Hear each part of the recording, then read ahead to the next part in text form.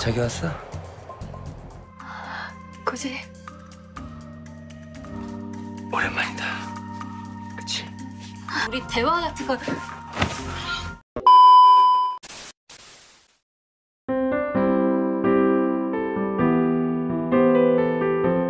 Di suatu pagi terlihat seorang wanita yang menatap keluar jendela. Wanita itu adalah Kang Ji-won. Dia menderita kanker lambung dan hidupnya hanya tersisa 6 bulan. Kang Ji-won juga mempunyai teman baik bernama Jung So-min. Dia selalu menemani dan berharap yang terbaik untuk kesembuhan Kang Ji-won.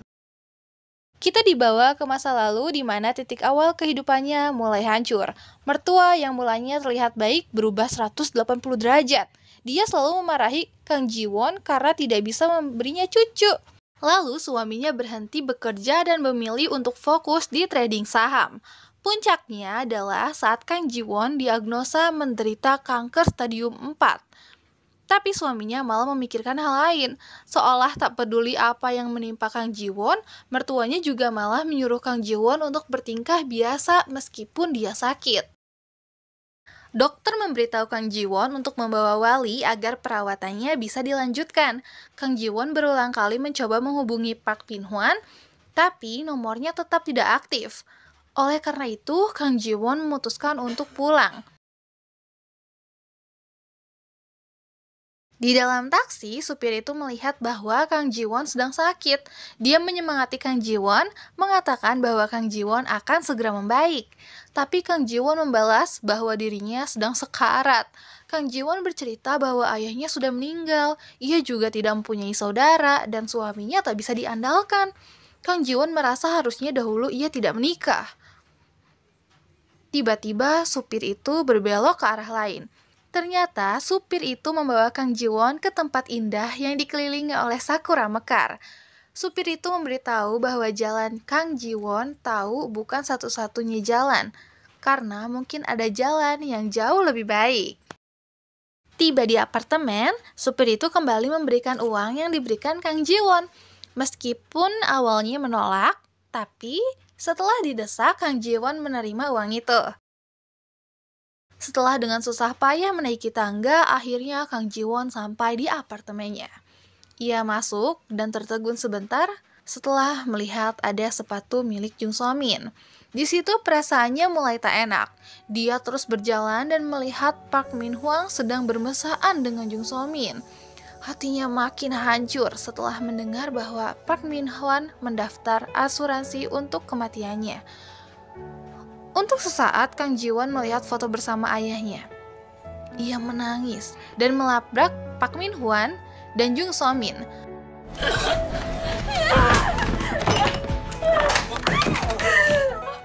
Kang Ji-won tak percaya bahwa teman baik yang sangat ia percayai malah mengkhianatinya. Park Min-hwan sempat hendak akan menampar Kang Ji-won, tapi ia mengurungkan niatnya.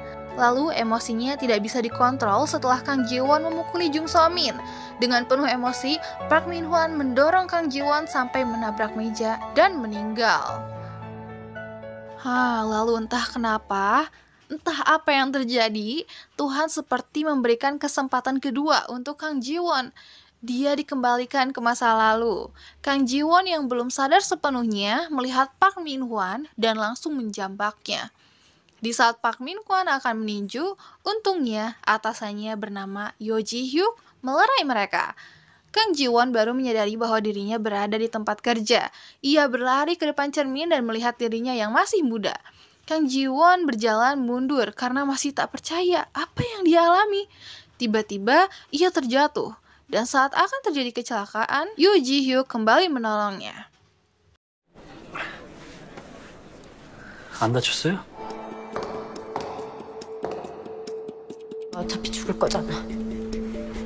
꺼지라고! Lalu Kang Ji-won berlari keluar. Yoo Ji-hyuk yang masih khawatir mengejarnya dan lagi-lagi dia menyelamatkan Kang Ji-won saat hendak terjatuh. Seolah Yoo Ji-hyuk adalah malaikat yang dikirim dari surga. Setelah itu, Yoo Ji-hyuk mengantarkannya pulang. Dia juga memberikan Kang Ji-won uang dan makanan. Sekarang Kang Ji-won sudah yakin bahwa dia telah kembali ke masa lalu. Lalu tanpa sengaja ia melihat uang yang digambar tanda hati. Setelah melihat dengan seksama, Kang Ji-won sadar. Di masa lalu ayahnya juga menggambarnya. Dia mulai menangis dan menyadari sopir taksi yang membawanya adalah ayahnya sendiri.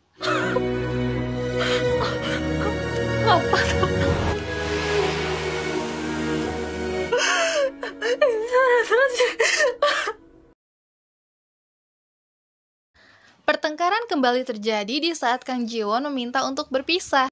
Sifat kasar Park Min-hwan kembali muncul, dan sebelum melakukan sesuatu yang aneh, untungnya ada tetangga yang melihat pertengkaran mereka. Di kantor polisi, polisi hanya menganggap pertengkaran mereka adalah hal biasa di antara sepasang kekasih. Sejak hari itu, Kang Ji-won memutuskan untuk tidak terikat lagi dengan Park Min-hwan. Dia mulai membeli saham yang diprediksi akan naik, serta Kang Ji-won mengetahui dirinya sehat dan hanya sedikit stres setelah melakukan check up. Untuk menambah wawasan, dia juga membaca banyak buku, dan di saat itu tanpa sengaja dia bertemu dengan Yo Ji-hyuk. Kang Ji-won meminta maaf sebab dirinya. Yo Ji-hyuk mendapatkan luka-luka di tangannya. Sebagai tanda terima kasih, Yo Ji-hyuk meminta untuk pergi makan bersama. Saat makan, Yo Ji-hyuk menanyakan makanannya. Tapi Kang Ji-won malah memuji ketampanan Yo Ji-hyuk. 생각보다 엄청 괜찮네요. Dia juga baru sadar, ternyata Yo Ji-hyuk adalah orang yang tampan dan juga perhatian. 사람이었나? 기억보다 잘생겼고. Sementara itu, Jung So-min terlihat kesal karena semua pesannya tidak dibalas oleh Kang Ji-won. Entah karena apa, Jung So-min di masa depan mengkhianati Kang Ji-won. Karena sepertinya Kang Ji-won adalah teman satu-satunya, terlihat dari foto yang dia pajang. Scene berpindah kembali ke Kang Ji-won yang saat itu matanya fokus ke bekas luka di tangan Yo Ji-hyuk. Setelah melihatnya, dia yakin bahwa luka itu sama dengan luka yang dia dapat. Mungkin berawal dari sinilah cinta di antara mereka mulai tumbuh. I am sitting all alone now. I'm nervous to the bone. The lack of patience drives me crazy.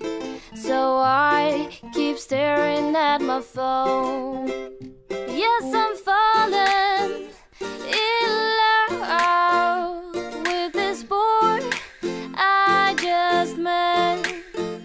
It's been days since our first kiss. Keesokan harinya di tempat bekerja, Kang Ji-won terus berusaha menghindari Park Min-hwan. Dia berlari, lalu terjatuh. Luka itu mengingatkan luka yang dahulu pernah dia dapatkan. Kang Ji-won mulai menghubungkan seperti luka di tangan Yo Ji-hyuk. Saham dan luka di kakinya, Kang Ji-won sadar dan menyimpulkan bahwa harus ada tumbal di setiap kejadian. Karena dia tak ingin masa depan yang sekarang menjadi seperti dulu, dia memutuskan akan membuat Jung So-min menikah dengan Park Min-hwan.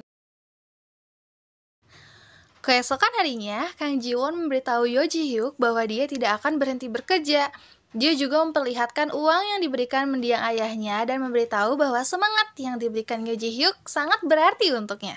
Oleh karena itu, dia akan menjalani hidup yang lebih baik. Untuk pertama kalinya, Kang Ji-won melihat senyuman Yo Ji-hyuk. Di saat Yo Ji-hyuk hendak mengajak Kang Ji-won untuk pergi di akhir pekan, Jung So-min memotongnya. Dia mengatakan bahwa Kang Ji-won akan pergi dengannya ke Gosuljung. Entah siapa sebenarnya Yo Ji-hyuk ini, karena dia sepertinya sangat ingin membantu Kang Ji-won. Dia menanyakan reservasi reuni di Gosuljung dan menemui chef terkenal bernama Baek Eun-ho yang juga alumni SMA TH, sama seperti Kang Ji-won. Lalu, saat Kang Ji-won bimbang apakah akhir pekan dia akan pergi ke Gosuljung atau tidak, Yo Ji-hyuk meyakinkannya untuk pergi karena mungkin kali ini akan berbeda. Dia juga mengatakan bahwa Kang Ji-won berhutang kepadanya. Sementara itu, Park Min-hwan merasa cemburu karena melihat Kang Ji-won dan Yo Ji-hyuk mulai menjadi dekat. Oleh karena itu, Park Min-hwan meminta Kang Ji-won untuk pergi ke gudang. Untuk menenangkan Park Min-hwan, Kang Ji-won berpura-pura masih menyukainya. 몰라. 뭐야? Tapi suasana menjadi tak kondusif ketika Park Min Hwan berusaha untuk menciumnya.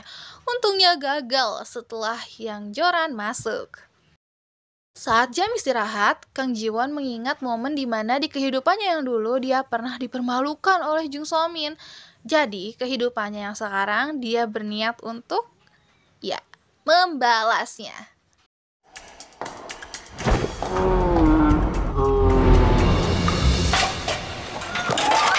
Setelah itu, Park Min Hwan meminta untuk mengambilkan serbet. Kang Ji-won segera pergi ke kamar mandi.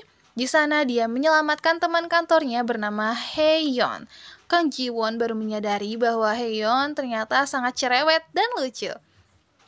Setelah makan siang saat memasuki lift, banyak orang yang berdempetan membuat Park Min Hwan dan Jung So-min terpojokan. Di momen itu, Jung So-min mulai menggodanya.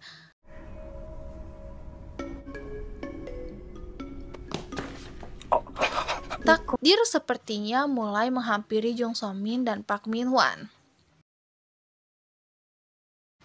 Sementara itu, terlihat Young Joran sedang membaca proposal Jung So-min yang ditolak oleh Pak Gu. Young Joran tidak mengerti mengapa proposal yang bagus ini ditolak. Lalu Kang Ji-won menghampirinya dan mengajaknya untuk bekerja sama.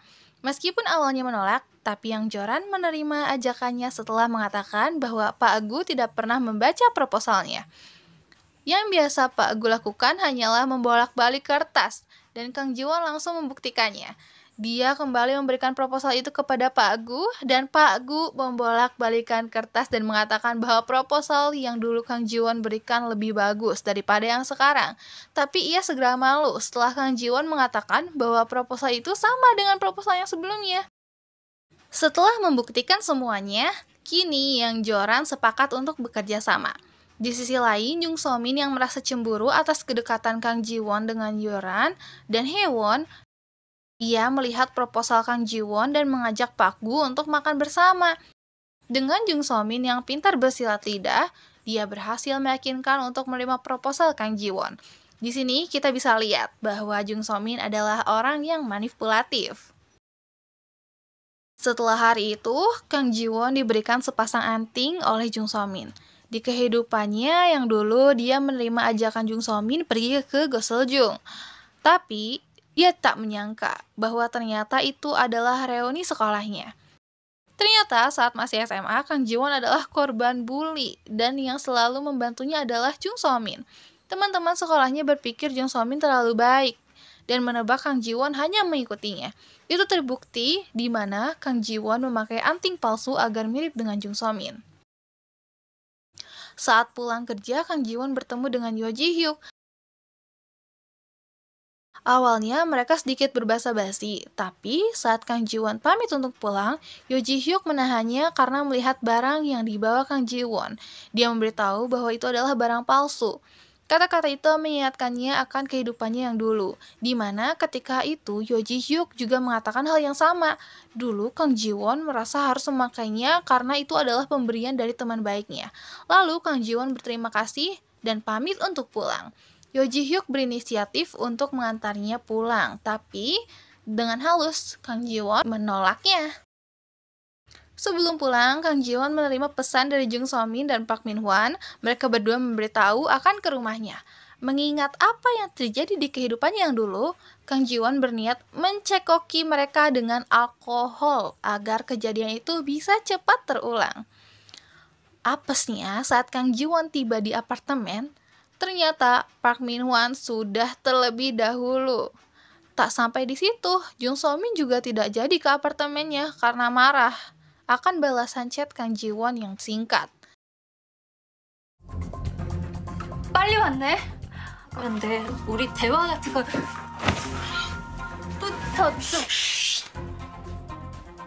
Keadaan menjadi semakin buruk ketika Park Min Hwan melepaskan handuknya.